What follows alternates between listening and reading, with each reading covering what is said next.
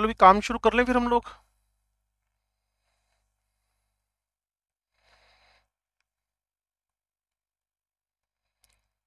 कल आपको बताया था वीबीटी, कोवलेंट बॉन्ड को अगर समझना हो तो वीबीटी का हेल्प लेना ही पड़ेगा आपको। Given by the Heitler London then modified by the Pauling and Slater. और आपको कहा था 4 वर्ड्स को अपने दिमाग में परमानेंटली एंट्री करवा लो। Sharing of unpaid electron, sharing of unpaid electron. VBT दो कंसिडरेशन पे चलती है बच्चे, एक ओवरलैपिंग, दूसरा एनर्जी कंसिडरेशन। ओवरलैपिंग दो टाइप की, head to head, side to side. अगर हेड टू हेड हो तो सिग्मा बॉन्ड बनने के चांस है। अगर हेड टू हेड हो तो सिग्मा बॉन्ड बनने के चांस है। उसमें पहला हेड टू हेड ओवरलैपिंग का एग्जांपल एसएस है, दूसरा एसपी है, तीसरा पीपी है।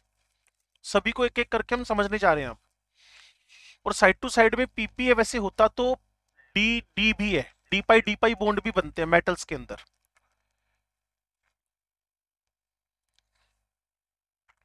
एस ऑर्बिटल का शेप बच्चों को पता है, spherical. P dumbbell, D double dumbbell, यहां तक तो क्लियर है सारी बात।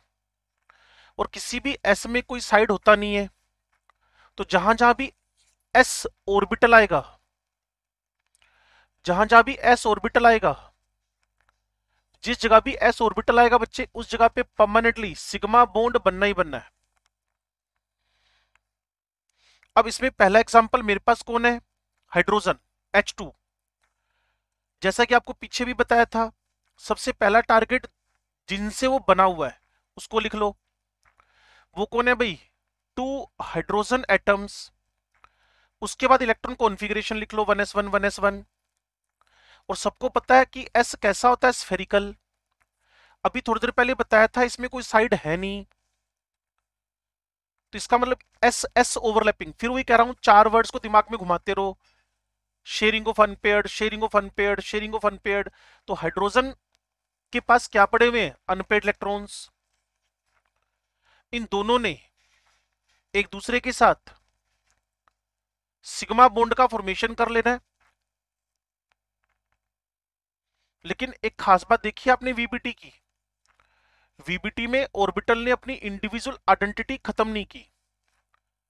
वीबीटी में वैलेंस बॉन्ड थ्योरी में individual identity of the orbital maintained है, जबकि हम मोलिकुलर ऑर्बिटल थ्योरी करेंगे ना बच्चे, एमओटी, वहां इंडिविजुअल आइडेंटिटी खत्म हो जाएगी, वहां मिक्स हो जाएगा वो, और उसका नया नाम हो जाएगा मोलिकुलर ऑर्बिटल। अब अगला टारगेट सिग्मा में, हेड टू हेड ओवरलैपिंग में मेरे पास है SP overlapping, SP overlapping, SP overlapping. Example मेरे पास एक नहीं, दो नहीं, तीन नहीं, चार चार है। H F, H C L, H B R, H I. सबसे पहले हाइड्रोजन लिखा, जो जो इसके कॉन्स्टिट्यूएंट एटम्स हैं, हाइड्रोजन फ्लोरीन लिख लिए, इलेक्ट्रॉन कॉन्फ़िगरेशन लिख लिया। फिर वहीं पहुंच गए जहां से हम चले थे। सर्च करना है, किसको सर्च करना है, अनपेड इलेक्ट्रॉन को, एक मिल गया। सर्च करना है एक अनपेड इलेक्ट्रॉन को, एक मिल गया। तो अब जो बात मैं आपसे कहने जा रहा हूं उसको ध्यान से सुन लो। हाइड्रोजन में साइड तो है नहीं, एस ऑर्बिटल में साइड तो है नहीं, जो कि पी में साइड है, लेकिन इस टाइप की ओवरलैपिंग जीरो होगी, क्योंकि एक का साइड एक का हेड, जीरो ओवरलैपिंग। एक का हेड दूसरे का साइड, जीरो ओवरलैपिंग। क्योंकि मैंने माना हुआ है कि एक्स एक्सिस अगर इंटर न्यूक्लियर एक्सिस है, मान लो आपके पास तीन, अगर आपको मेरा ये हाथ दिख रहा हो, P X P Y P Z, P X P Y P Z, इसको इंटर, ये अपनी चॉइस चलती है, पेपर वाला जैसे दे। पेपर वाला देना भूल गया तो पीजेड इंटर न्यूक्लियर एक्सिस है। अगर पेपर वाला इंटेंशनली मेंशन कर गया कि हॉरिजॉन्टल वाला एक्सिस इंटर न्यूक्लियर एक्सिस, दो न्यूक्लियस के बीच में एग्जिस्ट करने वाला एक्सिस एक्स है, तो इसने सिग्मा बनाना है, इसने पाई बनाना है, और इसने भी पाई बनाना है। लेकिन हाइड्रोजन के साथ तो यही इफेक्टिव हो सकता है, हाइड्रोजन के साथ इफेक्टिव हो ही नहीं सकता ये वाला। अगर आप ध्यान से सुन रहे हो बातों को तो इसकी इसके साथ ओवरलैपिंग जीरो, इसकी इसके साथ ओवरलैपिंग जीरो, लेकिन इसके साथ कौन सा बॉन्ड बन जाएगा, सिग्मा। और वही आपको यहां शो कर रखा है मैंने, इंटर न्यूक्लियर एक्सिस किसको मान लिया है, मान लो जेड है, जो अगर पेपर में नहीं दिया तो जेड बाय डिफॉल्ट होएगा, तो एक्स के साथ कोई चांस नहीं, वाई के साथ कोई चांस नहीं, लेकिन जेड के साथ इसके ओवरलैपिंग के चांस हो जाएंगे, ये चेक कर लो। ये एस है, ये 2p है। 2p कौन सा वाला, जेड। अगर ये HCl हो जाए तो 1s3pz, अगर ये HBr हो जाए 1s4pz, अगर ये HI हो जाए तो 1s5pz। यहां बच्चों से मैंने क्वेश्चन पूछ लिया कि अगर मैं आपसे एक डिस्कशन करूं, इन सब में से सबसे अच्छा रिड्यूसिंग एजेंट कौन होगा। HFHCl, आप तो 12वीं क्लास में हो, 15th ग्रुप पढ़ा हुआ है आपने, ग्रुप नंबर 17 ग्रुप पढ़ा हुआ है आपने। HFHCl, HBr, HI, which one is very good reducing agent,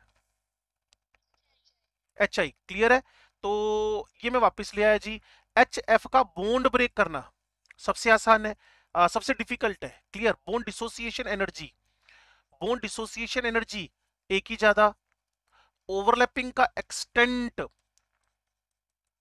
एक का ज्यादा, लेकिन डी का ओवरलैपिंग का एक्सटेंट सबसे कमजोर है, दैट्स वाई इसका बॉन्ड ब्रेक करना आसान है। तो रिड्यूसिंग नेचर ABCD, ये इंक्रीजिंग रिड्यूसिंग करेक्टर्स हुए। तो समझ गए why the HI is very good reducing agent, because it donates hydrogen easily. अच्छा बताओ, out of these all which one is very good acid, HI। क्यों, क्योंकि वो प्रोटॉन इजीली रिलीज कर रहा है, और इजीली रिलीज क्यों कर रहा है, क्योंकि 1s और 5p की बॉन्डिंग जो है ना, बड़ी वीक टाइप की बॉन्डिंग है वो। यू मान के चलो 1s LKG का स्टूडेंट है, तो 5p 12वीं क्लास का स्टूडेंट है, और LKG और 12वीं क्लास के स्टूडेंट में मुझे नहीं लगता कोई अच्छी दोस्ती होगी। आपको क्या लगता है, LKG और 12वीं क्लास वाला अच्छी फ्रेंडशिप कर सकते हैं क्या,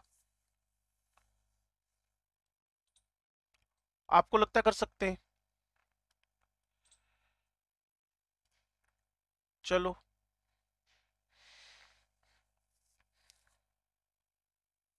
रीड कर लो भी इसको फटाफट, कोई डाउट हो तो पूछ लो।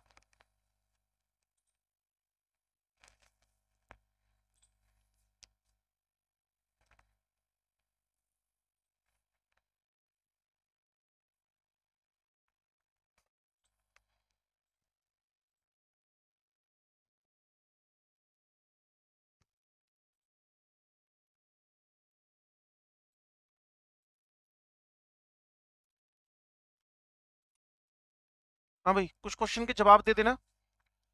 PX अगर इंटर न्यूक्लियर एक्सिस मान लूं, PX अगर इंटर न्यूक्लियर एक्सिस मान लूं, तो S और PX के बीच में कौन सा बॉन्ड बनेगा, S और PY के बीच में। S कभी पाई बॉन्ड बनाता है बच्चे, नींद में लग रहे हो मुझे, मेरे बोलने का फायदा ही नहीं हो रहा कुछ भी। अभी आपको बताया था S ऑर्बिटल में साइड नहीं होती, पाई बॉन्ड S कब बनाने लग गया। ये लिखा है ना बच्चे, आज आते ही बताया, कल जाते हुए बताया कि S orbital is spherical, no side, एक बार लिखा, दो बार लिखा, इसमें कोई साइड नहीं है, कोई साइड नहीं है, कोई साइड नहीं है, इसलिए एस कभी भी सिग्मा बॉन्ड ही बनाएगा, पाई बॉन्ड बना ही नहीं सकता।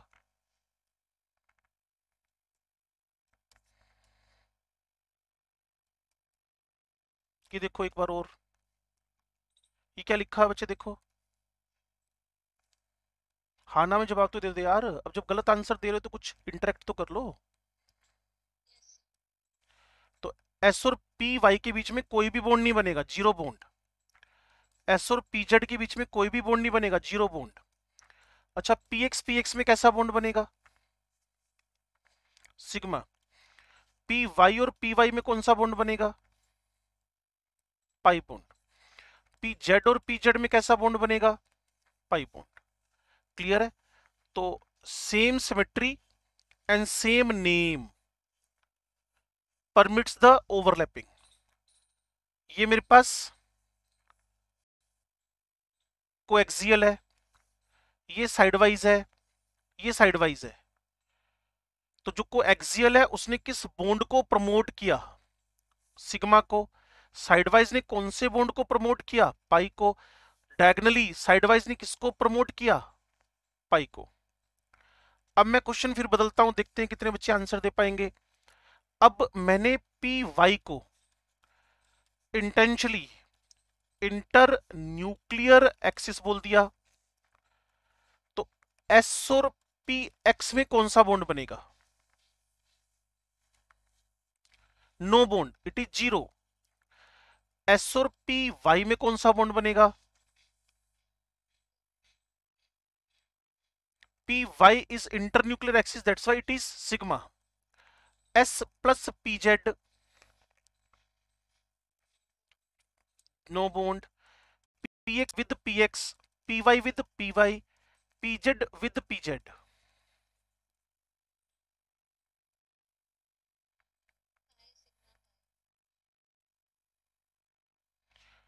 क्योंकि पी वाई आपके पास इंटरन्यूक्लियर एक्सिस है, तो इसने सिग्मा बॉन्ड बनाना है। तो ये वीबीटी का ओवरलैपिंग बेसिस पे कॉन्सेप्ट हुआ। अब हम मूव करेंगे किस पर? ये हेड टू हेड, एक छोटा सा डिस्कशन और बचा हुआ है इसमें। पीपी का साइडवाइज ओवरलैपिंग, ठीक है भाई, पीपी का साइडवाइज ओवरलैपिंग थोड़ा सा ध्यान से देखो, ये कुछ सेकंड्स में आप समझ जाओगे। Clear? Head to head overlapping हो, जैसे कि फ्लोरीन क्लोरीन ब्रोमीन आयोडीन है, जैसे कि फ्लोरीन क्लोरीन ब्रोमीन आयोडीन है।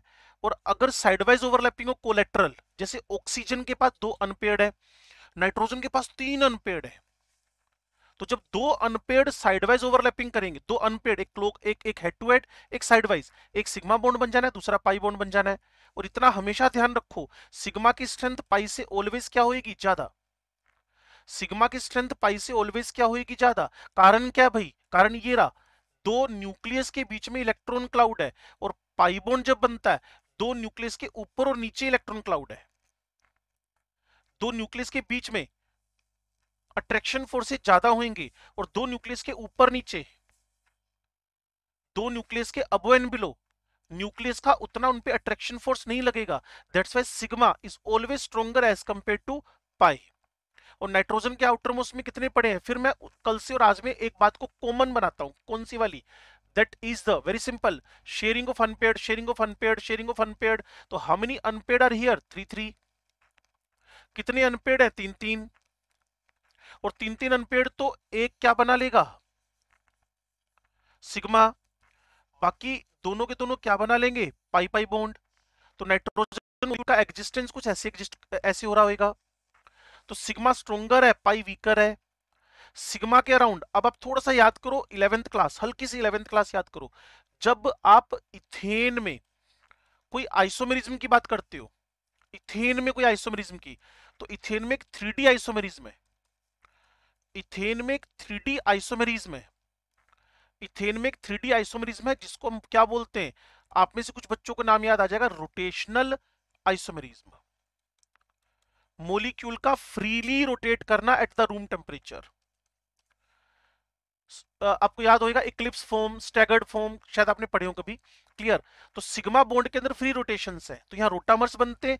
पाई बॉन्ड में फ्री रोटेशन नहीं हो सकते। आप यूं समझ के चलो कि एक पेन ये रहा, दूसरा पेन ये रहा, और इन दोनों को रोटेट करवाना है, नहीं कर सकते, फ्रीली रोटेट नहीं कर सकते। दैट्स वाई आप अपने दिमाग में लेकर चलो कि जब भी आपके पास कौन सा बॉन्ड होएगा पाई, तो वहां होएगा ज्योमेट्रिकल आइसोमेरिज्म, और जब कोई सिग्मा बॉन्ड होएगा तो वहां होएगा रोटेशनल आइसोमेरिज्म।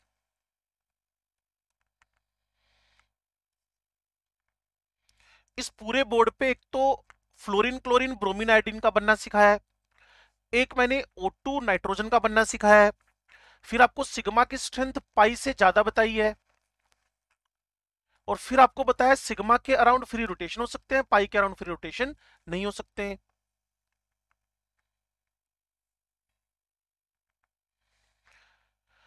लो जी, अब चलते हैं एनर्जी कंसिडरेशन की तरफ, ध्यान से सुनना और समझना। एनर्जी कंसिडरेशन, फोर्सेस दो टाइप के होंगे मोलिक्यूल जब बनने लगेगा, तो एक होएगा अट्रैक्शन फोर्स, दूसरा होएगा रिपल्शन फोर्स। अट्रैक्शन किसके बीच लगेगा? Electron nucleus nucleus electron. Repulsion किसके बीच में लगेगा? Electron nucleus nucleus. इतना शायद आपको समझ में आ गया होगा। इलेक्ट्रोस्टेट ऑफ द फिजिक्स भी बोलता है, same charges repel to each other and opposite charges attract to each other. Same charge repel करते हैं, electron electron nucleus nucleus. Opposite charge attract करते हैं, इलेक्ट्रॉन न्यूक्लियस न्यूक्लियस इलेक्ट्रॉन। तो ये दोनों का जिक्र मैंने यहां कर रखा है। अब जैसे ही मैं दो एटम्स को एक दूसरे के पास लेकर आता हूं, अगर उनके अंदर, वर्डिंग सुनो बच्चे, वही एक पुराना टोन शायद आपको समझ में आ रहा होगा, 4 वर्ड्स, शेयरिंग ऑफ अनपेयर्ड। अगर किसी के पास अनशेयर्ड इलेक्ट्रॉन पड़े हैं तो इनिशियली अट्रैक्शन फोर्स रिपल्शन पे डोमिनेट करेगा। अगर किसी के पास अनपेयर्ड इलेक्ट्रॉन पड़े हैं तो अट्रैक्शन इनिशियली रिपल्शन पे डोमिनेट करेगा। अब थोड़ा सा इस डायग्राम की तरफ झांको। इस डायग्राम के अंदर एक एक्सिस, इसको मैं बना देता हूं अलग से, फिर वापस आ जाऊंगा। एक एक्सिस एनर्जी है, दूसरा एक्सिस डिस्टेंस का है। एक एक्सिस एनर्जी का है, दूसरा एक्सिस डिस्टेंस का है। एक एक्सिस मेरे पास एनर्जी का, दूसरा एक्सिस डिस्टेंस का। मान लो ये इनफाइनाइट डिस्टेंस है, मान लो ये इनफाइनाइट डिस्टेंस है। दो एटम एक दूसरे के से दूर हैं, जिनके बीच में कोई इंटरेक्शन ही नहीं हो रही। यहां न्यूक्लियस है, इलेक्ट्रॉन है, सब कंडीशन वही है जो पहले बताई थी। मान लो इनके बीच में एक एक अनपेयर्ड है, तो मैंने आपको क्या कहा था, if these have the unpaired electron, तो अट्रैक्शन रिपल्शन पे क्या कर जाएगा, डोमिनेंट। और कल एक बात बताई थी, अट्रैक्शन की एनर्जी नेगेटिव या पॉजिटिव, हाँ, अट्रैक्शन की एनर्जी कैसी होती है बच्चे, एक्सोथर्मिक। तो ये जीरो है, ये प्लस है, ये माइनस है। तो जैसे जैसे वो पास आना शुरू करेंगे, जैसे जैसे वो पास आना शुरू करेंगे, जैसे जैसे वो पास आना शुरू करेंगे, energy release, energy release, energy release, energy release. अगर आप मेरी बात समझ पा रहे, 3 बार मैंने डिलीट, 3 बार मैंने वापस बनाया, चौथी बार फिर बना रहा हूं। जैसे जैसे वो एक दूसरे के पास आएंगे, एक क्रिटिकल डिस्टेंस, एक ऐसी डिस्टेंस जब वो ओवरलैप कर गए, इंटर पेनिट्रिएट कर गए, पार्शली इंटर पेनिट्रिएट कर गए, जहां अट्रैक्शन रिपल्शन के बराबर हो गया, वहीं पे क्या बन जाना है, बॉन्ड। इसको तुम लोग क्या बोल देते हो, बॉन्ड लेंथ। जहां ओवरलैपिंग रुक गई उसको डाउनवर्ड क्या बोल देते हो, बॉन्ड एनर्जी। हाँ, इसके बाद अगर तुम कुछ करने की कोशिश करोगे, इसके बाद अगर तुम कुछ करने की कोशिश करोगे तो रिपल्शन अट्रैक्शन पे डोमिनेट कर जाएंगे और मॉलिक्यूल ब्रेक होना शुरू कर देगा। यहां मॉलिक्यूल एग्जिस्ट किया, आंसर है नो। यहां मॉलिक्यूल एग्जिस्ट किया, आंसर नो। यहां मॉलिक्यूल एग्जिस्ट किया, यस। ये मॉलिक्यूल बनने का प्रोसेस है, ये मॉलिक्यूल टूटने का प्रोसेस है, और ये एक्सक्ली मॉलिक्यूल के एग्जिस्ट करने का प्रोसेस है। शायद आप ये सारी बातें वर्ड टू वर्ड समझ गए होंगे। अब मैं पीछे की तरफ जा रहा हूं। ये ग्राफ आपको बताया अभी मैंने, जब भी दो मॉलिक्यूल इनफाइनाइट डिस्टेंस पे हैं, उनके बीच में कोई भी इंटरेक्शन नहीं है, लेकिन अगर इनके पास अनपेड इलेक्ट्रॉन है, अट्रैक्शन रिपल्शन पे डोमिनेट करेगा, फिर ये धीरे धीरे बॉन्ड बनाना शुरू करेगा। एक ऐसी पोजीशन आएगी जब अट्रैक्शन रिपल्शन बराबर होकर बॉन्ड बन जाएगा, उस डिस्टेंस को बॉन्ड एनर्जी, और नीचे की तरफ उसको बोलते हैं बॉन्ड एनर्जी। और इसके बाद जो भी कंडीशन है, इसके बाद की जो कंडीशन है वो इम्पॉसिबल है, इसके बाद की जो कंडीशन है वो इम्पॉसिबल है, इसके बाद की जो कंडीशन है वो इम्पॉसिबल है। वहां बॉन्ड क्या हो रहा है, टूट रहा है, क्योंकि एक particular attraction is equal to repulsion होने के बाद मॉलिक्यूल टूटना शुरू कर देता है अगर उससे पास लाने की कोशिश करते हो तो। अच्छा, एक बात और सुन लो, क्लियर, जितना बॉन्ड एनर्जी रिलीज होएगा उतना मॉलिक्यूल स्टेबल होएगा।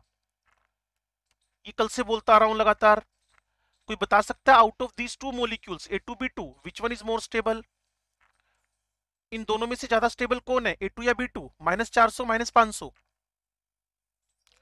क्योंकि जिसमें जितनी ज्यादा एनर्जी क्या होगी, रिलीज होगी, दैट बिकम्स मोर स्टेबल। आजकल मैंने डिफरेंट देखे, लोग बाग जितने पेपर वेपर बना रहे हैं ना, ये क्वेश्चन मैंने देखा ज्यादातर एग्जिस्ट कर रहा है कुछ बुकलेट्स के अंदर, कुछ लोगों के असाइनमेंट के अंदर, हमारी बुक के अंदर, सब जगह ये क्वेश्चन अच्छा खासा एग्जिस्ट कर रहा है। A2B2 C2, एक ही ग्राफ पे 3 मॉलिक्यूल दिखा दिए, जिसके अंदर जितनी डेप्थ लगी, जितना जितना जितना मिनिमा आया, उतना वो स्टेबल बन गया। अब मैं आपको हाइड्रोजन मॉलिक्यूल का बनना सिखा रहा हूं, He2 का, जो कभी पॉसिबल ही नहीं है, लेकिन वर्ड टू वर्ड सुनना पड़ेगा आपको। आ जाओ जी मेरे साथ।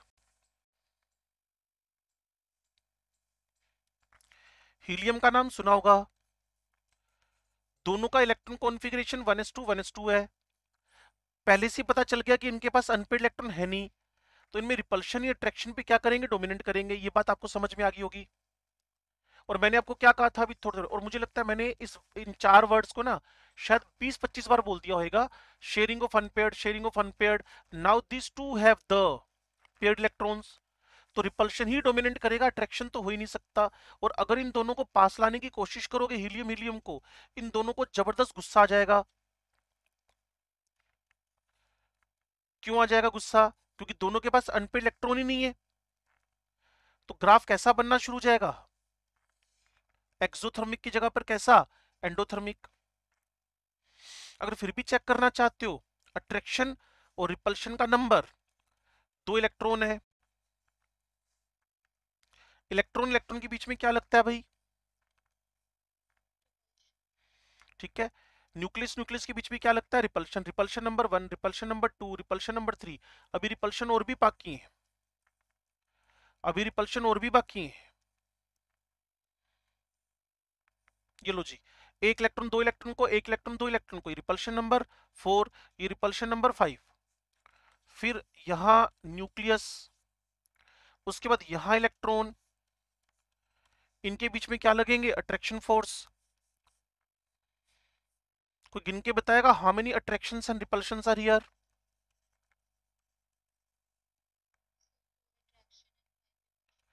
5 रिपल्शंस एंड अट्रैक्शंस आर 4। वो तो हम पहले से ही प्रिडिक्ट करके बैठे थे कि रिपल्शन ज्यादा होंगे, इसीलिए He2 इस दुनिया में नहीं है।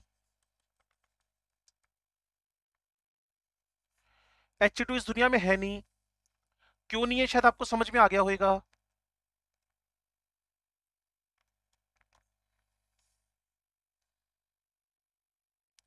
वीबीटी की अब कमियां निकालनी पड़ेंगी।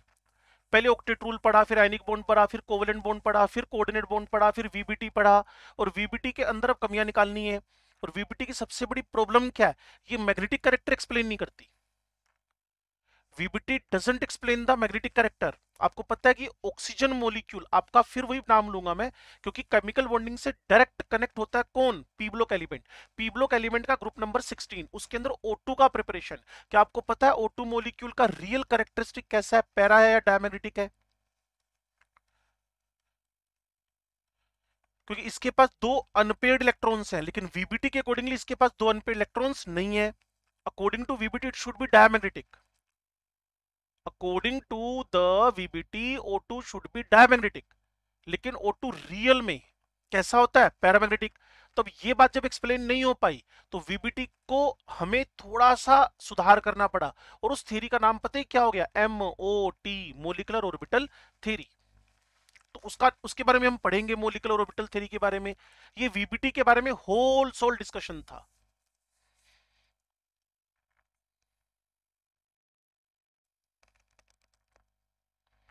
अब सबका फेवरेट और very very important topic of this chapter, that is known as the hybridization. ध्यान से सुनना भाई, शुरू करें इसको, हाइब्रिडेशन को। Now listen, concept is given by the Pauling. अब बच्चे पूछ सकते हैं सर आप वीबीटी क्यों लिख रहे थे? मैंने कहा जी मैं ना कोवेलेंट बॉन्ड समझाना चाहता था, समझाते समझाते बीच में मुसीबत खड़ी हो गई। कहते जी क्या मुसीबत खड़ी हो गई?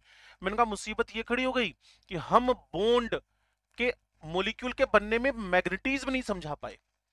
मोलिक्यूल के बनने में हम मैग्नेटिज्म नहीं समझा पाए, बस ये दिक्कत हो गई। उसने कहा जी मैग्नेटिज्म समझाओ फिर। मैंने कहा जी मैग्नेटिज्म समझना है तो मुझे समझना पड़ेगा किसको, एमओटी को, डाई एटॉमिक मोलिक्यूल और आयंस। उसने कहा जी अगर आप मीथेन समझाना चाहो वीबीटी से, मैंने कहा VBT is not capable to explain methane, यही तो मुसीबत है। तो आप इसीलिए कौन सी थ्योरी उठाकर लाए हो, हाइब्रिडेशन। अगर आप सुन पा रहे हो एग्जैक्टली तो मैं क्या बोल रहा हूं, if you want to explain atomicity 3 or more, then you should write the concept of hybridization. Methane को मैं वीबीटी से नहीं समझा पाऊंगा, वोटर को, पीसीएल3 को, पीसीएल5 को, एसएफ4 को, बीसीएल2 को, बीसीएल3 को, किसी को भी मैं हाइब्रिडेशन के थ्रू ही समझा पाऊंगा, वीबीटी से नहीं समझा पाऊंगा। क्योंकि वीबीटी सिर्फ डायटोमिक मॉलिक्यूल को एक्सप्लेन कर रही है और प्योर ऑर्बिटल की ओवरलैपिंग करवा रही है, sharing of unpaired, sharing of unpaired, sharing of unpaired. हम लगाकर बता देंगे आपको कि अगर वीबीटी लगाने में इंटरेस्टेड हो आप तो लगाकर देख लेंगे। तो सबसे पहले हाइब्रिडेशन लिखने के बाद पहले दिमाग से पूछो भाई लिख क्यों रहे हो, तो एक जवाब है पेपर में आना है, दूसरा जवाब है कि इसमें हम एक्सप्लेन करते हैं उन मॉलिक्यूल्स का जिनकी एटॉमिसिटी 2 से ज्यादा हो। दूसरा आंसर परफेक्ट है, पेपर में तो बहुत कुछ आना है लेकिन एक्सप्लेनेशन चाहिए कि हाइब्रिडेशन क्यों पढ़ रहे हो। तो गिवन बाय पोलिंग डेफिनेशन क्या है, हाइब्रिडेशन का मतलब समझते हो, mixing, mixing of orbitals which have nearly same energies and different shapes when mixed together, this phenomenon is hybridization and orbitals are known as the hybrid orbitals। इसमें खास बात क्या ध्यान रखनी है कि मिक्स होने से पहले उनकी एनर्जी और उनके शेप, एनर्जी नियरली सेम थी, शेप बिल्कुल अलग थे, लेकिन आफ्टर हाइब्रिडेशन उनकी एनर्जी और उनके शेप एग्जैक्टली सेम हो गए। वही बात, पढ़ क्यों रहे हो भाई, क्योंकि we want to explain shape, structure, bond angle of the polyatomic molecules which have the atomicity greater than 2। आज के बाद कोई भी आपसे क्वेश्चन पूछेगा भाई हाइब्रिडेशन पढ़ क्यों रहे हो, तो आपका आंसर क्या होना चाहिए, just we want to explain those type of molecules which have the atomicity greater than 2। उसने कहा ग्रेटर देन 2, ये बात तो ठीक है, आपकी बात को हम याद कर लेंगे, मैंने कहा याद नहीं करना, समझना है। उसने कहा चलो समझ लेंगे, समझाओ आप, तो मैंने कहा मिथेन मॉलिक्यूल का वीबीटी के थ्रू बनना सीखते हैं, वीबीटी के थ्रू, मिथेन मॉलिक्यूल का वीबीटी के थ्रू बनना सीखते हैं। वीबीटी समझते हो, प्योर ऑर्बिटल को यूज करना, वीबीटी समझते हो, प्योर ऑर्बिटल को यूज करना, और इंडिविजुअल आइडेंटिटी भी उनकी खत्म नहीं हुई, ये दोनों बातें मैंने लिख रखी है। वीबीटी मतलब pure orbital without mixing, VBT मतलब प्योर ऑर्बिटल्स विदाउट मिक्सिंग। तो सबसे पहले कार्बन लिख ले, कार्बन का छठा नंबर है पीरियोडिक टेबल में, electron configuration 1s2 2s1 2px1 2py1 2pz1, ये कौन हो गया, एक्साइटेड स्टेट।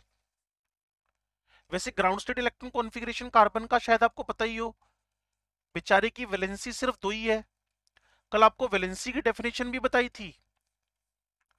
आपके पास कोई प्रैक्टिस के लिए मटेरियल आया हुआ है बच्चे,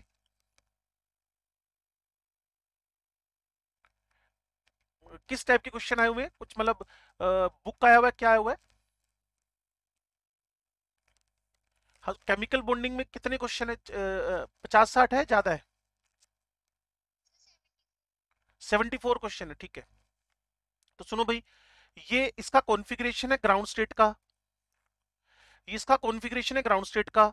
अब जैसे ही एक्साइटेड में जाएगा तो इलेक्ट्रॉन जंप करके आगे पहुंच जाएंगे, क्योंकि कार्बन की वैलेंसी मीथेन में 4 है ना। तो मैं इसको वीबीटी से समझा रहा हूं, तो पहले तो मुझे वीबीटी के अकॉर्डिंगली 4 बॉन्ड बनाने हैं। वापस देखो कितनी कितनी बार वापस ये 4 वर्ड्स आ रहे हैं, तो आपको शेयरिंग ऑफ अनपेड, पहले अनपेड तो करो 4, तो मैंने एक्साइटेड स्टेट में ले लिया इसको। तो अब मैं जो एस है उसको फुटबॉल जैसे लिख रहा हूं, जो पी है मेरे पास उसको मैं dumbbell, second dumbbell, third dumbbell form में लिख रहा हूं। तो मेरे पास कार्बन के पास एक S unpaired, 3 P unpaired unpaired unpaired है। अब मैं हाइड्रोजन को ओवरलैपिंग के लिए लेकर आऊंगा, हाइड्रोजन ओवरलैपिंग के लिए आया, 3 बॉन्ड तो मुझे समझ में आ गए। आपको पता है all the p are perpendicular to each other, सारे के सारे पी ऑर्बिटल एक दूसरे के परपेंडिकुलर होते हैं, all the p orbitals are perpendicular to each other, सारे के सारे पी ऑर्बिटल एक दूसरे के परपेंडिकुलर हैं। दैट्स वाई जो मीथेन है उसमें 3 बॉन्ड एंगल तो कैसे होने चाहिए, 90 डिग्री के, जबकि आपको पता है मीथेन का एक्चुअल बॉन्ड एंगल कितना होता है, 109.28 टेट्राहेड्रल। तो अब मैं वापस वही सीन बना रहा हूं, पता नहीं आप सुन समझ पा रहे हो कि नहीं। जब रिस्पोंडिंग कम होते हैं ना बच्चे, तो थोड़ा सा इरिटेशन होने लगता है कि आप अकेले बोले जा रहे हो, उनको समझ भी आ रहा है कि नहीं आ रहा है, आई डोंट नो। चलो, hybridization is given by the Pauling definition, mixing of the orbitals which have the nearly same energies but different shapes, after the mixing they have the exactly same energies and exactly same shapes. आप पढ़ क्यों रहे हो, hybridisation पढ़ क्यों रहे हो, हमें shape, structure, bond angle explain करना है उन मॉलिक्यूल्स का जो पॉलीएटॉमिक है, जिनके अंदर एटॉमिसिटी 2 से ज्यादा है। मैंने मीथेन को वीबीटी से एक्सप्लेन करने की कोशिश की, मैं फेल हो गया, क्योंकि इसके बॉन्ड एंगल 90 डिग्री आ रहे हैं, जबकि एग्जैक्ट बॉन्ड एंगल 109 डिग्री आना चाहिए। ये मेन बात है हाइब्रिडेशन को पढ़ने के पीछे।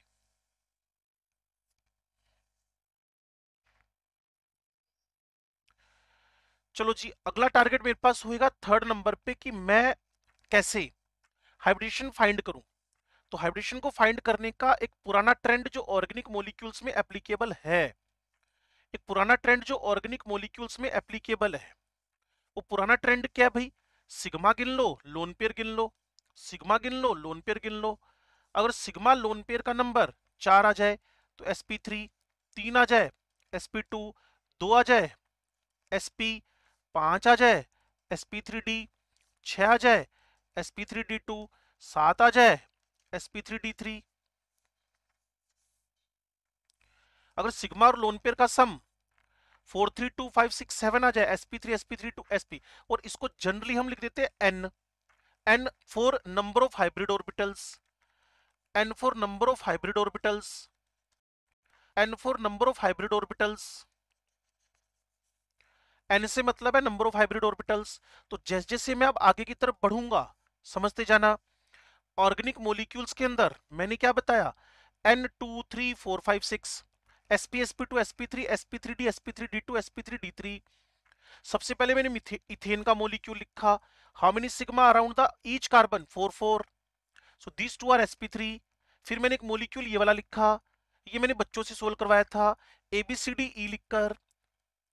ए के पास कितने सिग्मा गिनो, 2, बी के पास कितने सिग्मा, अगेन 2, सी के पास कितने सिग्मा, 3, जो डी है उसके पास how many sigma, that are 3, जो लास्ट वाला ई है, how many sigma are there, 4।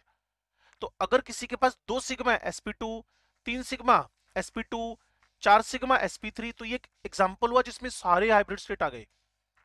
फिर इस मॉलिक्यूल में बच्चों ने कहा था, एक बच्चा बीच में कभी कभी ऐसे भी होते हैं सिग्मा पाई भी नहीं गिनने आते बच्चों को, तो सिग्मा पाई गिनवा दिए उनको। Single bond is always sigma, double bond contains 1 sigma 1 pi, triple bond contains 1 sigma 2 pi, single bond only sigma, double bond 1 sigma 1 pi, triple bond 1 sigma 2 पाई। फिर हाथों हाथ इक्का दुक्का और एग्जांपल बच्चों के सामने रखे। क्या रखा? It is tetracyano ethane, methane sorry, tetracyano methane, tetracyanomethane. ऐसे ऐसे क्वेश्चन एग्जाम्स में आ रहे हैं आजकल। पूछेगा सिग्मा और पाई का रेशो बताओ, मॉलिक्यूल को मैं हाईलाइट करता हूं, ये टेट्रासाइनोमीथेन है, ये टेट्रासाइनोमीथेन है, बताओ भी कितने सिग्मा कितने पाई।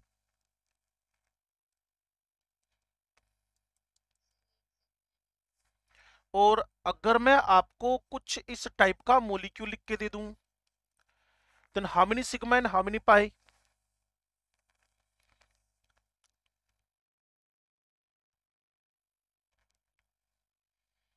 कितने सिग्मा कितना पाई, जल्दी से बता दो भाई।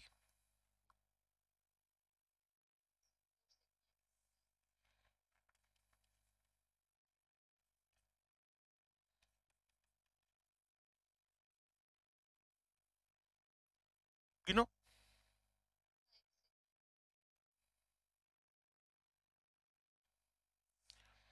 पहले क्या हुआ था भाई, जब भी ऐसा मॉलिक्यूल लिखा हो ना उसको इक्विवेलेंट टू C2H2 कर लिया करो, फिर समझ में आ जाएगा इसके अंदर एक ट्रिपल बॉन्ड है।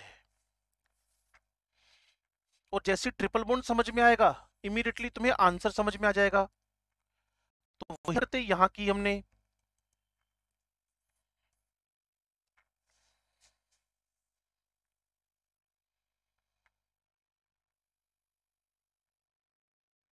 बोलो भाई।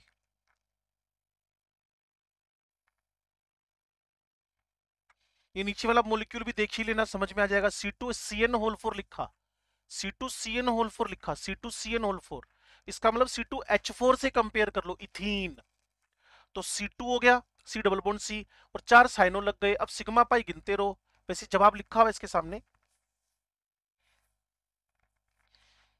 4 sigma sp3, 3 sigma sp2, 2 sigma तो sp।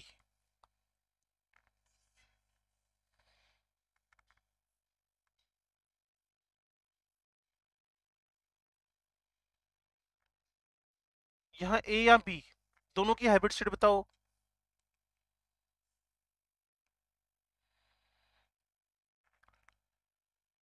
ए और बी की हाइब्रिड स्टेट बताओ भाई। 2 बार बोलना पड़ता है क्वेश्चन आपके साथ।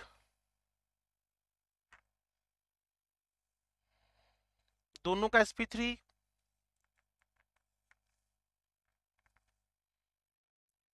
दोनों का sp3।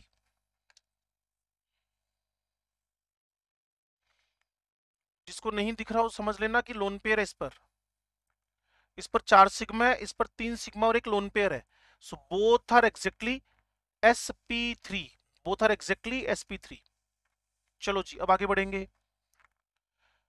उसके बाद हाइब्रिड सेट निकालने का एक और तरीका, हाइब्रिड सेट निकालने का एक और तरीका, number of hybrid orbital n is equal to v plus m minus c plus a by 2। v क्या होता है? Valence electron. m क्या होता है? Monovalent atoms.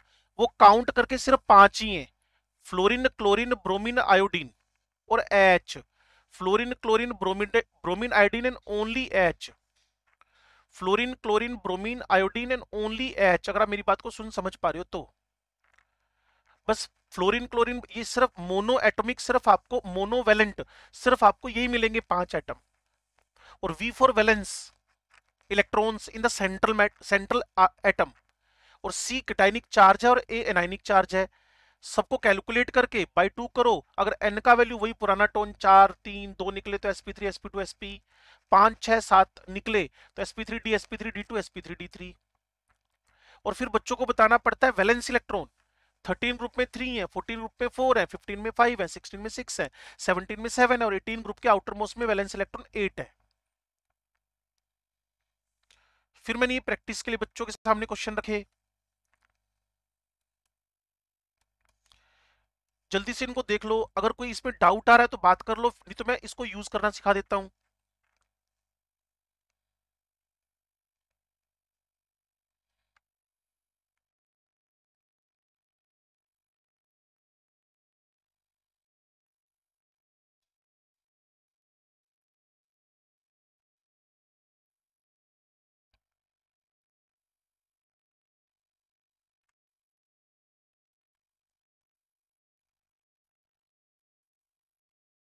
हाँ जी, डन। किसी बच्चे को डाउट हो बोल दो भाई। कार्बन के वैलेंस इलेक्ट्रॉन 4, मोनोवेलेंट 4/2, बोरोन के outer most 3, fluorine monovalent 3+3/2, SO2 outer most 6, monovalent एक भी नहीं है, 6+0/2 3। सल्फर के आउटर मोस्ट 6, मोनोवेलेंट एक भी नहीं है, 0/2। अमोनियम आउटर मोस्ट 5, मोनोवेलेंट 4 और पॉजिटिव चार्ज -1।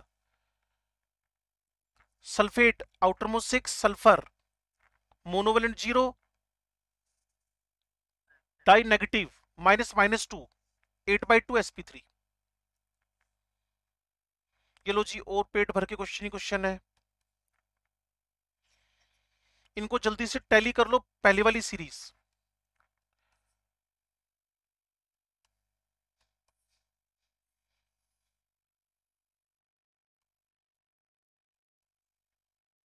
ये जितने भी मोलिक्यूल यहाँ पड़े हुए हैं पहली सीरीज, ये वाला कॉलम डन करो पहले तो। कॉपी पेन लेके बैठे हो ना साथ में?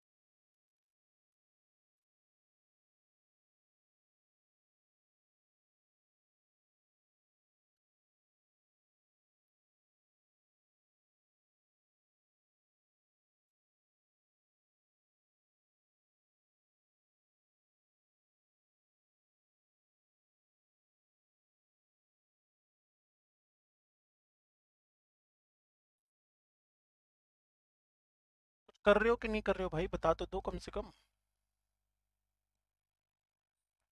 पहली कॉलम डन है, जितने मॉलिक्यूल लिखे हैं बोर्ड पे सारे डन। ये डन हो गया। अब जल्दी से ये जीनेट देख लो। एक बच्चा भी क्लास चला देगा, एक बच्चा तो कम से कम बोलते रहो। डाउट के लिए ऑलवेज यस बोल रहे हैं आप, बोलोगे तो मेरे मुंह से डाउट का जवाब निकलेगा।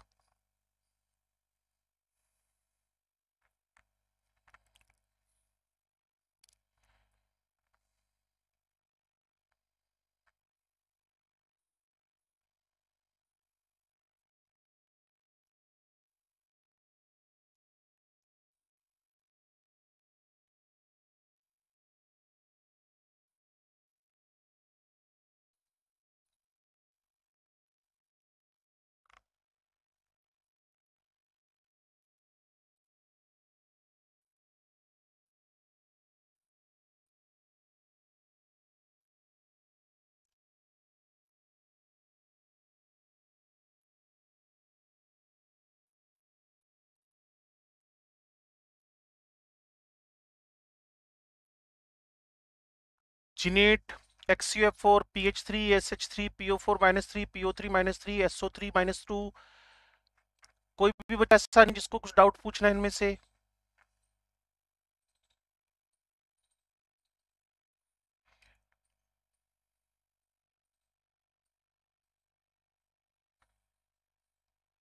मेरे पास कोई आवाज पहुंची नहीं है, इसका मतलब डाउट नहीं होगा। SF2 SF4 SF6 PCl3 PCl4 4 plus PCl6 minus I3 minus I5 minus I7 minus. अगला फोकस इसको कर लो, बस 1 1.5 2 मिनट लगाओ। फॉर्मूला है V plus M minus C plus A by 2। C मतलब कैटायनिक चार्ज है और A एनायनिक चार्ज है।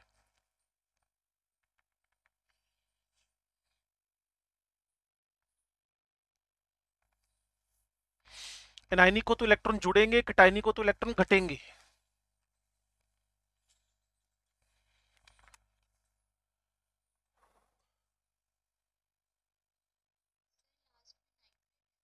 कौन सा बेटा? हाँ, NO3 माइनस और NO2 plus.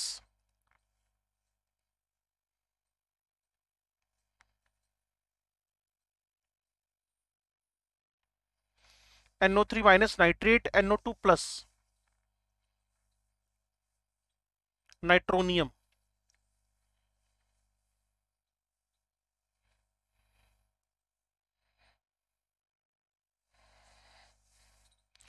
I3 minus I5 minus I7 minus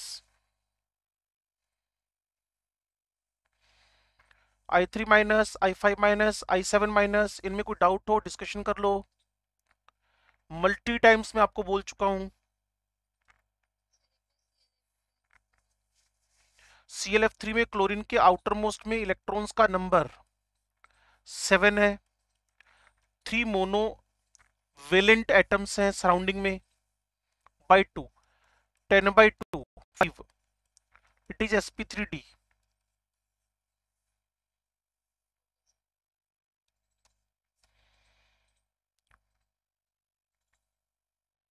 चाहो तो लिख के रख लो इनको, सोल्व करते रहना। फिर भी हमें 5 से 6 मिनट हो गए, मैं लगातार ऑब्जर्व कर रहा हूं टाइम को भी।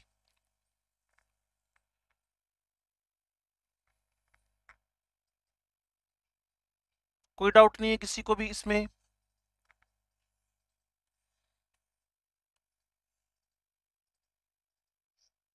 चलो अच्छी बात है। तो अब कभी कभी मुझे लोन पेयर निकालना पड़ेगा सेंट्रल एटम पे। Loan pair on the central atom तो बड़ा सिंपल सा तरीका होगा।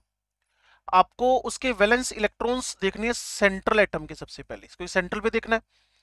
फिर उसकी वैलेंसी चेक करनी है कि एग्जैक्ट वैलेंसी मॉलिक्यूल में कितनी है और बाय 2 कर देना। अप्लाई करने के लिए सबसे पहले मैं नाइट्रोजन अमोनिया को उठाकर, अमोनिया के पास वैलेंस इलेक्ट्रॉन 5 है जैसा कि भी बताया था। बोरोन फैमिली में 3, नाइट्रोजन फैमिली में, बोरोन के बाद कार्बन फैमिली में 4, नाइट्रोजन फैमिली में 5।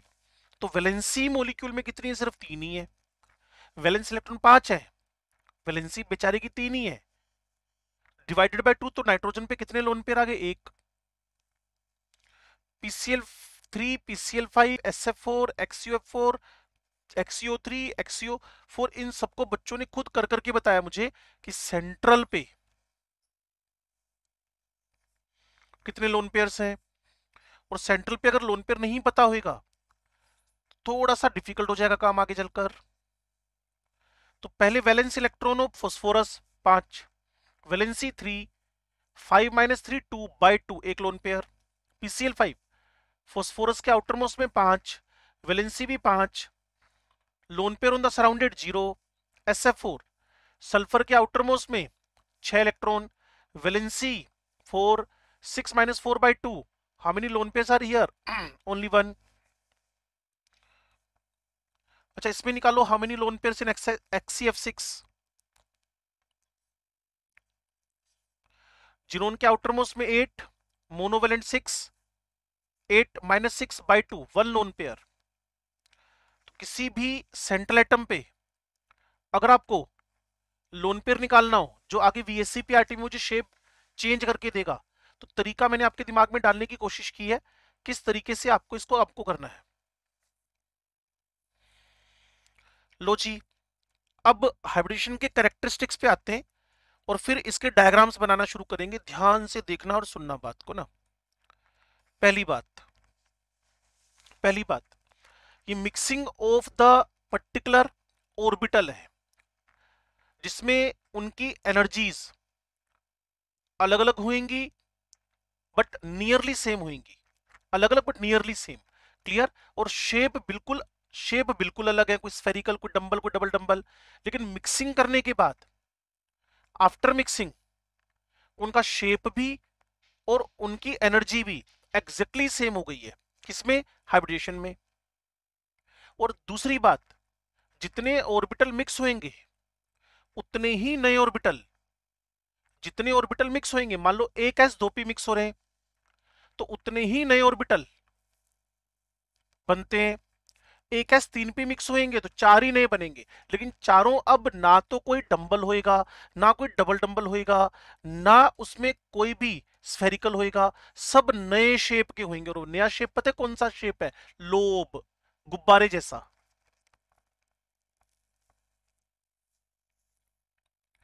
एक S 2P मिक्स हुए 3 बने, एक S 3P मिक्स हुए, एक S 3P मिक्स हुए, ये देखो, तो 4 नए बन गए, लेकिन सबने अपनी आइडेंटिटी खत्म कर दी है। तो एक वर्ड को दिमाग में रखो, सिर्फ शेप नए है, एनर्जीज भी नहीं है, लेकिन ये सब सेम है, shape and energies are 100% same. किनका, जो हाइब्रिड ऑर्बिटल बन चुके हैं। और कैसा शेप है, लोब जैसा, गुब्बारे जैसा, बलून जैसा।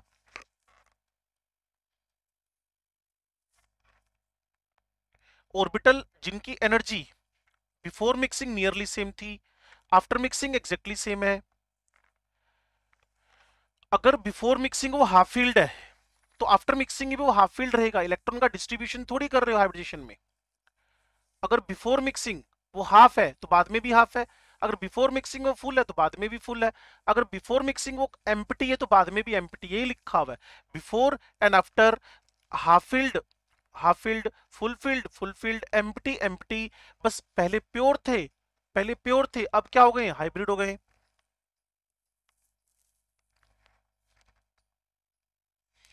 और एक बड़ी इंपॉर्टेंट बात बच्चों को बताई थी, अगर हाइब्रिड स्टेट सेम हो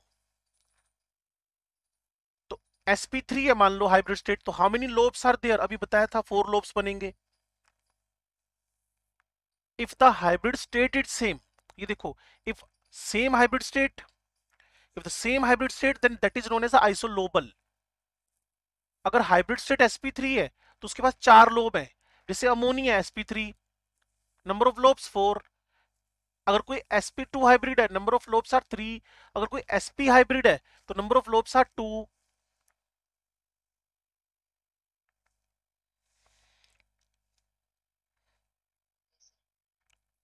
हाँ जी, डन है। अब एक बड़ी इंपॉर्टेंट बात है, कहते जी जब भी आप कभी हाइब्रिडेशन करवाओगे तो क्या promotion, excitation of electron essential है। मैंने कहा ना, हो भी सकता है नहीं भी हो सकता, हो भी सकता है, नहीं भी हो सकता। बच्चे कहेंगे हमें कैसे पता चलेगा? उसका भी एक सिंपल सा ट्रिक बना हुआ है। अगर किसी की ग्राउंड स्टेट वैलेंसी और मोलिक्यूल के अंदर जो वैलेंसी है वो बराबर हो जाए, ग्राउंड स्टेट अनपेड इलेक्ट्रॉन और वैलेंसी दोनों बराबर हो जाए, तो समझ लो कि वहां प्रमोशन की नीड नहीं है। जैसे अमोनिया है, नाइट्रोजन की ग्राउंड स्टेट वैलेंसी कितनी है? 3, और मोलिक्यूल में भी वैलेंसी कितनी हो रही है? 1 1 1 H H H3। तो यहां प्रमोशन एक्साइटेशन की नीड नहीं है। अब PCl3 है, फोस्फोरस के आउटर मोस्ट में कितने अनपेड इलेक्ट्रॉन है? 3, 1 1 1, और वैलेंसी भी कितनी है? 3, so no need of promotion. SF2 sulphur की ग्राउंड स्टेट वैलेंसी कल भी बताई थी आपको, जिसको वैलेंसी, कोवैलेंसी, एक्सपेंडेड वैलेंसी, ऐसे कुल मिलाकर final term extract valency. Sulphur के आउटर मोस्ट में कितने यूपी हैं? 2, और यहां कितने कितने एटम्स जुड़े हुए हैं इसके साथ? 2 SF2 में, तो नो नीड ऑफ प्रमोशन, यहां प्रमोशन की नीड नहीं है। SF4, अब बात बनेगी, सल्फर के ग्राउंड स्टेट में कितने अनपेड इलेक्ट्रॉन है? 2, लेकिन वैलेंसी कितनी आ रखी है? 4। तो इस जगह पे मुझे क्या चाहिए? प्रमोशन। SF6 में क्या चाहिए? प्रमोशन। कोई भी एलिमेंट अगर अपनी ग्राउंड स्टेट वैलेंसी जितनी ही वैलेंसी शो कर रहा है, then we have no need to excite them.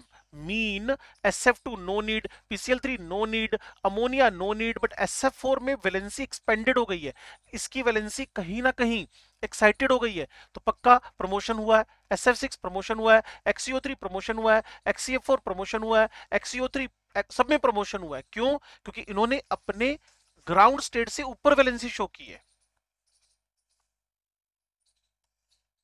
और कार्बन के बारे में एक बात की मैंने, पूरी केमिस्ट्री में कार्बन 100% एक्साइटेड स्टेट में रहता है। और बच्चे पूछते हैं सर एक्साइटेशन की एनर्जी आती कहां से है? मैंने कहा जी एनर्जी आती है बॉन्ड बनने से। पहला बॉन्ड बना, एनर्जी आई वो दूसरे में यूज हो गई। दूसरा बॉन्ड बना, पहला बना, उससे जो एनर्जी वो तीसरे में यूज हो गई। और अगर जगह ही ना हो, खाली एम्प्टी ऑर्बिटल ही ना हो, जैसे इसमें देखो ना बच्चे, nitrogen 1s2 2s2 2p3, 2d0 लिख सकता हूं, या सुनो में दे दो आंसर बस, है ही नहीं जब। क्लियर? तो अब इसके पास पेयर्ड इलेक्ट्रॉन्स है, हाँ है, लेकिन एम्प्टी ऑर्बिटल है, नहीं है। सो इसके अंदर एक्साइटेशन, इसके अंदर एक्साइटेशन नहीं हो सकता। कम से कम एक्साइटेशन की कंडीशन तो हो। अगर आपको कोई कमरा किराए पे चढ़ाना है, कमरा खाली तो हो। कमरा खाली नहीं है तो किराए पे कहां से चढ़ा दोगे? एक्सपेंशन कहां से कर दोगे? तो जब नाइट्रोजन में एक्सपेंशन हो ही नहीं सकता, तो हमने इसके अंदर एक्साइटेशन के लिए मना कर दिया। तो अमोनिया में एक्साइटेशन नहीं चाहिए। कोई बताएगा कि अगर मैं PCl5 लिख रहा हूं, what is your opinion? Need of expansion और नॉट? चाहिए, ठीक है। लेकिन प्रमोशन एसेंशियल कंडीशन नहीं है, ये मैं आपके दिमाग में डालना चाहता था।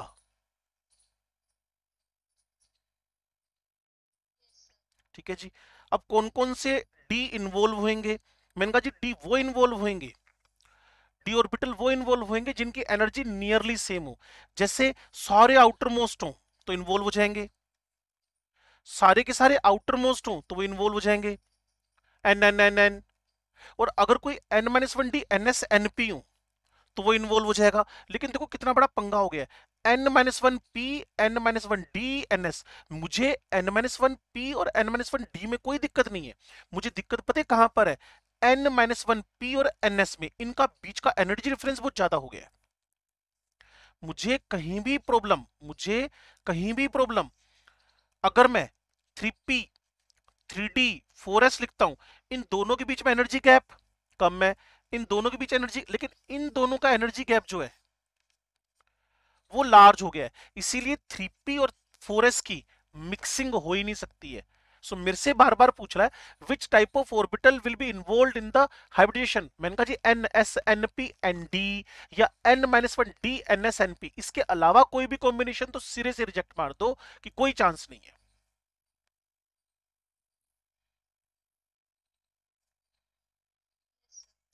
और हाइब्रिड ऑर्बिटल कैसा होता है अभी बताया था आपको, लोब्ड शेप, बलून जैसा, ज्यादा डायरेक्शनल है तो ऑलवेज सिग्मा बॉन्ड बनाता है, साइड होती ही नहीं बेचारे के अंदर। साइड है ही नहीं इसके अंदर, ऑर्बिटल इलेक्ट्रॉन क्लाउड है, तो कोशिश करेंगे ये मैक्सिमम डिस्टेंस पे रुके। आपको पता है अगर दो ही ऑर्बिटल हो तो sp बनता है, पता है आपको ये बात, और वो एक दूसरे से मैक्सिमम डिस्टेंस पे चले जाते हैं, जिसको क्या बोलते हो आप लोग, 180 डिग्री एंगल। और अगर तीन हो तो sp2 120 डिग्री पे, चार हो तो 109 डिग्री पे। तो जो जितना ऑर्बिटल का नंबर कम होएगा, जितना ऑर्बिटल का नंबर कम होएगा, जितना ऑर्बिटल का नंबर कम होएगा, वो मैक्सिमम जगह पे फैलने की कोशिश करेगा। तो sp का बॉन्ड एंगल 180, sp2 का 120, ये आपके सामने है, और sp3 का 109.28 डिग्री।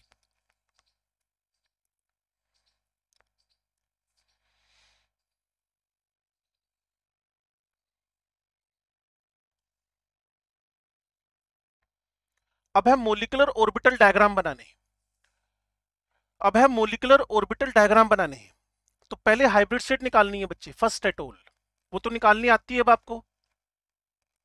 फिर एक्साइटेशन चेक करना है आपने, पहले हाइब्रिड स्टेट निकालनी है, फिर एक्साइटेशन चेक करना है आपने, पहले हाइब्रिड स्टेट निकालनी है, फिर एक्साइटेशन चेक करना है आपने। उसके बाद मिक्सिंग करवा देनी है अकॉर्डिंग टू हाइब्रिड स्टेट, और एंड में जाकर ओवरलैपिंग करवा देनी है। अब वापस मिथेन समझाने जा रहा हूं। मिथेन की हाइब्रिड स्टेट sp3, पहली बात।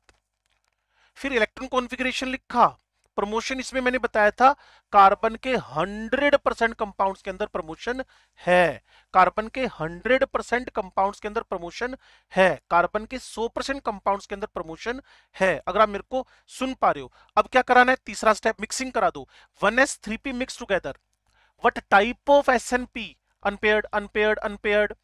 तो अगर अनपेयर्ड मिक्स होंगे तो बनेंगे ही सामने अनपेयर्ड, अगर अनपेयर्ड मिक्स होंगे तो सामने बनेंगे भी अनपेयर्ड, अगर अनपेयर्ड मिक्स होंगे तो सामने बनेंगे भी अनपेयर्ड। तो कार्बन के around 1 2 3 4 unpaired unpaired unpaired unpaired. इनके नाम बताओगे, ऑर्बिटल्स के नाम क्या है, इन ऑर्बिटल्स का नेम क्या है?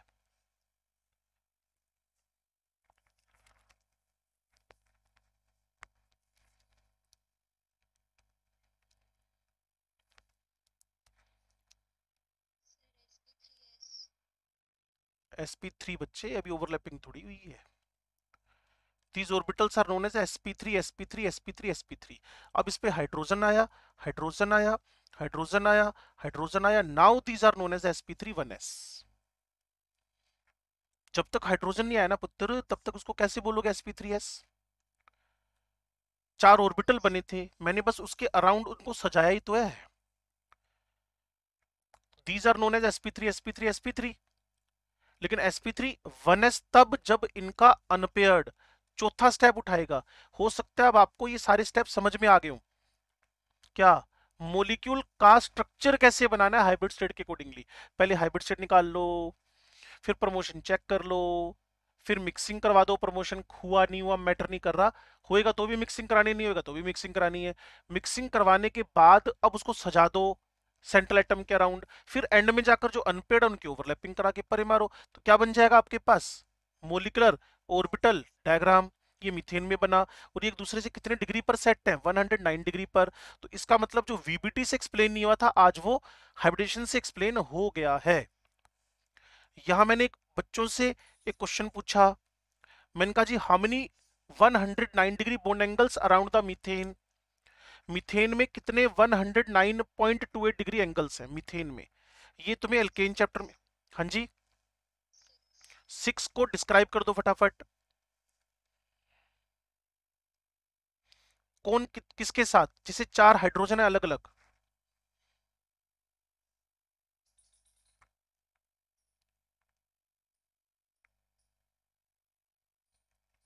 हाँ जी, H1 विद H2, ये वाला, H1 with H3, H1 with H4, H2 with H3, H2 with H4, H3 with H4. These are the 6 109 degree angles. 1 with 2, 1 with 3, 1 with 4. 2 with 3, 2 with 4 and 3 with 4। अच्छा ये बताओ, ये जो मिथेन है ये planar है? प्लेनर मतलब सरफेस से चिपका हुआ, प्लेन से चिपका हुआ है क्या? No, it is non planar. ये लिखा देखो, ये दो बॉन्ड तो प्लेन में होंगे, और ये जो बॉन्ड बनने जा रहे हैं तुम्हारी 12वीं क्लास की ऑप्टिकल आइसोमेरिज्म, ये फार फ्रॉम व्यूअर होएगा, तुमसे दूर। मान लो मैं ऐसे बैठे हुए हैं, ये तुम्हारी तरफ, दूसरा तुमसे दूर, फार फ्रॉम व्यूअर, और ये टूवर्ड्स द व्यूअर, और ये दोनों कहां पड़े हुए हैं? इन द प्लेन, और सबके बीच में एंगल है 109 डिग्री का।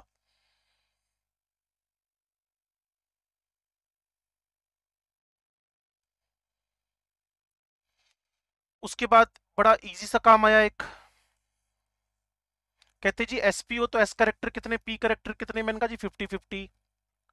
एसपी में ऑर्बिटल कितने? दो। एसपी एसपी तो एस कितने 50, पी कितने 50। अगर sp2 हो, sp2 हो, sp2 हो तो 1/2 एंड 2/3। अगर sp3 हो, कोई बताएगा how many s and how many p are here? How many s? Question सुनते नहीं हो, अपनी तरफ से आंसर फिक्स करके रखते हो, क्या बोलना है? मैंने पूछा था how many s and how many P, कहते जी 1/4, 3/4। ये कोई जवाब थोड़ी हुआ। परसेंटेज और फ्रैक्शन बोलेंगे तो 1/4 और 3/4 होएगा ना। मेरा क्वेश्चन तो सुना नहीं आपने, बस अपनी अपनी बोल दी। मैंने क्या पूछा था? How many s and how many p, answer should be 1 and 3, and then मेरा क्वेश्चन होता what fraction of s and p, then your answer should be 1/4 and 3/4। Question भी तो सुना करो, क्या बोल रहा हूं मैं।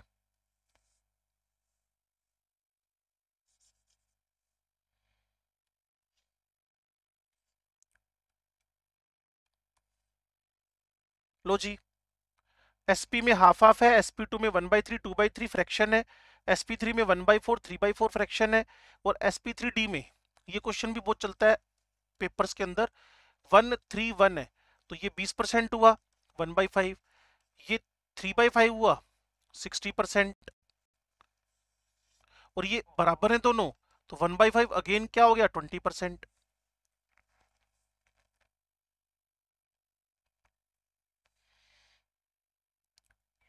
और जब भी sp3d हाइब्रिड स्टेट होएगी, कौन सा d इन्वॉल्व होएगा? d Z square. और जब भी कभी sp3d2 हाइब्रिड स्टेट होएगी, जब भी कभी sp3d2 हाइब्रिड स्टेट होएगी आपका 12th क्लास का, जब भी कभी sp3d2 हाइब्रिड स्टेट होएगी आपके 12th क्लास का कोऑर्डिनेशन केमिस्ट्री, आपने ऑर्बिटल्स की स्प्लिटिंग करवाई थी, अगर आपको याद हो तो आपने ऑर्बिटल्स की स्प्लिटिंग करवाई थी कोऑर्डिनेशन केमिस्ट्री में। तो जो दो का सेट था एक साथ था, वो था ईजी, नाम था d x square minus y square d z square. तो जब भी कभी दो यूज होंगे तो कौन कौन से यूज होंगे? इसके आगे मेरे पास है 7 में, जब भी कभी दो यूज होंगे तो वो यूज होंगे स्क्वायर वाले, जब भी कभी तीन यूज होंगे तो वो यूज होंगे बिना स्क्वायर वाले, और जब कभी अकेला यूज होएगा जो पी के साथ मिलती जुलती सिमेट्री होगी वो डी जेड स्क्वायर। तो it is very very important discussion. अगर आपको एग्जाम में जाना है तो आपको sp3d में d कौन है? D z square. कोई पूछेगा sp3d2 में d कौन है? sp3d2 में d कौन है? D x square minus y square d z square. कोई पूछेगा sp3d3 में d कौन है? Then your answer should be d x y y z d x z, d x y y z x z. sp का bond angle 180,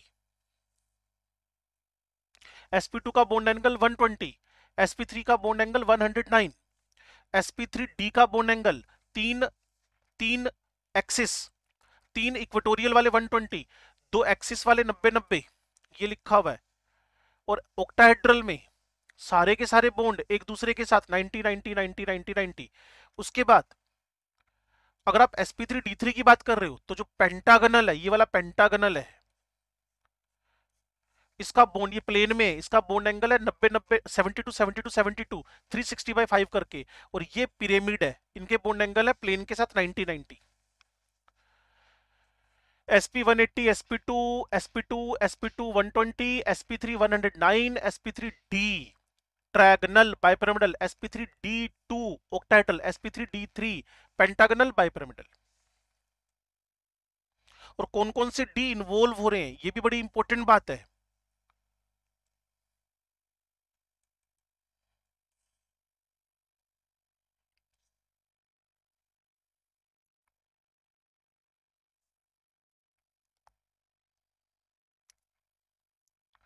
कौन कौन से D involve हो रहे हैं, और कौन कौन से डी इन्वॉल्व होने के बाद एस और पी और डी का परसेंटेज क्या है,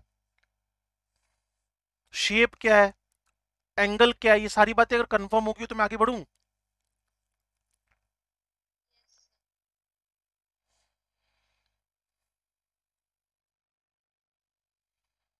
लो जी, अब डिस्कशन जो स्टार्ट होएगा वो स्टार्ट होएगा VSEPRT का, क्योंकि मैं मोलिक्यूल को, जब वर्डिंग सुनना बच्चे ध्यान से, हर टॉपिक की अपनी अपनी मजबूरी है, हर टॉपिक का अपना अपना एक लॉजिक है। जब आप जब आप हाइब्रिडेशन के थ्रू अमोनिया बनाना चाहते हो, जब आप हाइब्रिडेशन के थ्रू अमोनिया बनाना चाहते हो, तो आप हाइब्रिडेशन के थ्रू जब अमोनिया बनाते हो तो इसका पिरामिडल शेप समझाने में कैपेबल नहीं हो। जब आप हाइब्रिडेशन से वाटर बनाना चाहते हो तो इसका बेंट या वी शेप 104 डिग्री एंगल को समझाने पे आप कैपेबल नहीं हो।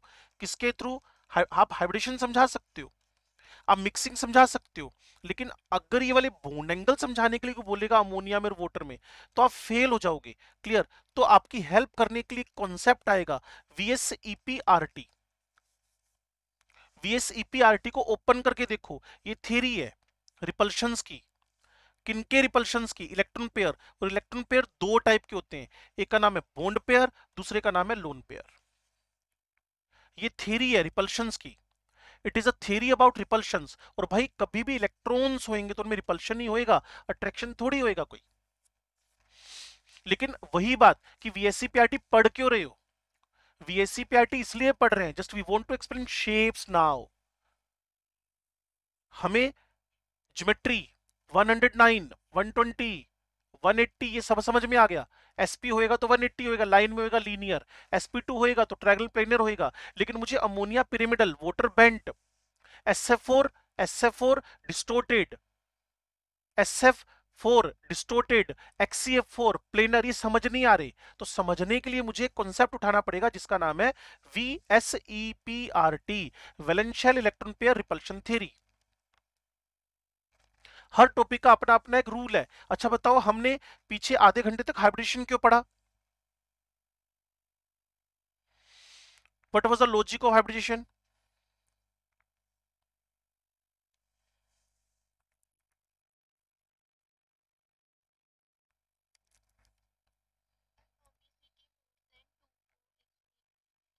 क्लियर ना? वही हमें बॉन्ड एंगल एक्सप्लेन करने थे, वही हमें प्योर ऑर्बिटल से बनने वाले बॉन्ड एंगल गलत लग रहे थे, तो हम लोगों ने एक फंडामेंटल अप्लाई किया हाइब्रिडेशन।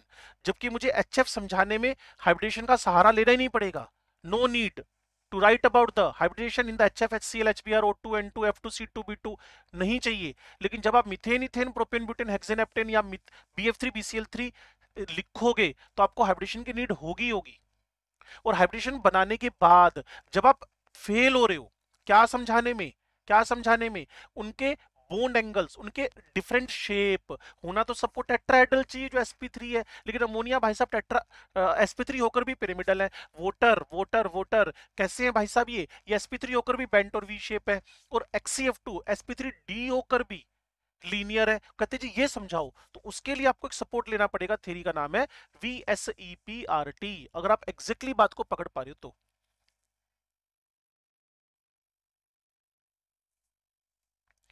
बोलो भाई, सिर्फ 2 मिनट की क्लास बची हुई है, जल्दी से इसके बारे में जान लें।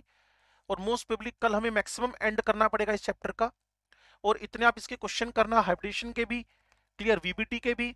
और इससे पहले जो मैंने आपको आयनिक बॉन्ड वगैरह समझाया था उसके क्वेश्चन करना, आपके पास जो 74 क्वेश्चन आए हुए हैं।